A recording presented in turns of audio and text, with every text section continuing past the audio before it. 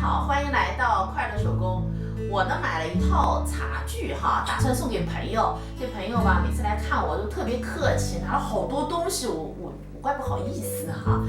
我给这个茶具呢编了这样子的一根绳子哈，这样子呢就盖得牢靠一点。但是就这样子光不出溜了，好像送给别人吧，好像显示不出咱们这个手工 UP 主的特点哈。所以今天呢，我打算做一个布套和一个茶垫子，那一起和茶具呢送给他。首先呢，咱们把180克的铺棉烫在面料上边。咱们在烫铺棉的时候，反面呢熨烫一下哈，但这样子是不太牢固的。我们呢翻到正面再压烫一下。垫子呢需要上下2块材料。茶壶套、里子、面子各4份。今天的手工呢，上面是做一个鹅卵石的效果哈。我找了几块烫银的印花布，用180克的铺棉呢剪了一些小圆片。那面料上呢烫上铺棉以后我们放1厘米的缝缝，先用针线梳缝1圈，然后抽紧，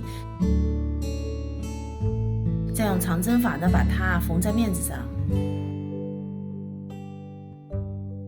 接下来呢，把垫子的2块材料正面相对车缝1圈，咱们留一个反口。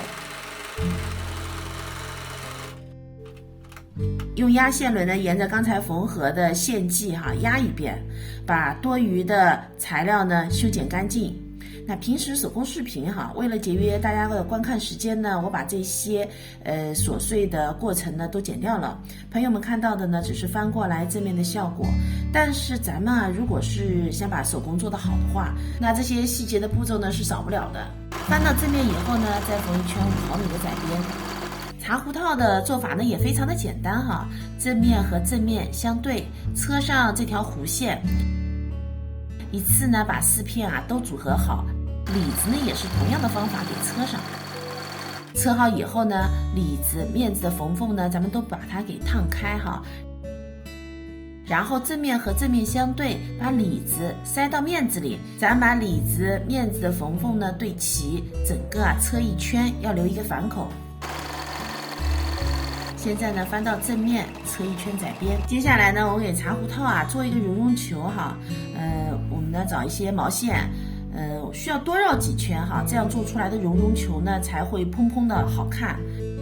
然后呢，在中间用棉线给扎紧，把两边的毛线呢给剪开，然后呢慢慢的修剪。咱们剪的时候不要着急不要一下子剪很多，不然的话就很难修剪圆，是个坑了，很难看又得重新做。